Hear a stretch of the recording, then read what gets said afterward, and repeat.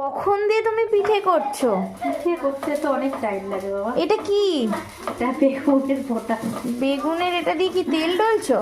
হ্যাঁ, এটা ভাজা হয়ে যাবে দেখবি। হ্যাঁ হ্যাঁ হ্যাঁ। এটা লাস্টে দেখবি ভাজাই হয়ে গেছে। এবার এটা কি কাপের মধ্যে? এটা ওই যে ব্যাটারটা। পাটিসাপটা? হ্যাঁ। আচ্ছা, ওয়াও, দেখি প্রসেসটা।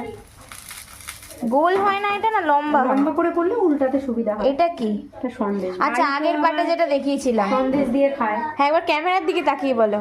ভাই সন্দেশ দিয়ে খায়। আচ্ছা, নারকেলেরটাও করবো, রাতে করবো। ওকে, এবার সন্দেশটা এখানে দিয়ে দেবে। হ্যাঁ, এটা একটু টানুক। সন্দেশ, হুম। আচ্ছা, কিছুক্ষণ ওয়েট করতে হবে, একটু টানলে তারপর সন্দেশ দিতে হবে, তাই তো? তাহলে কাঁচার মধ্যে দিলে হবে। এবার তারপর এটাকে ফোল্ড করবে আস্তে আস্তে। হ্যাঁ, ডিম অমলেট হবে।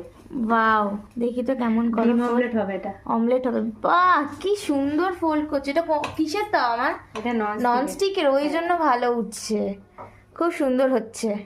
কোনো টিপস আছে? আর এখানে এখানে দেখো পিঠে কত রকমের।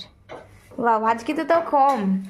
And এইদিকের একদম ভীষণ মেসি হয়ে আছে, সব মা গোছাবে। ওকে ওকে ওকে ওকে, পিঠে ডান। মা টাটা করো।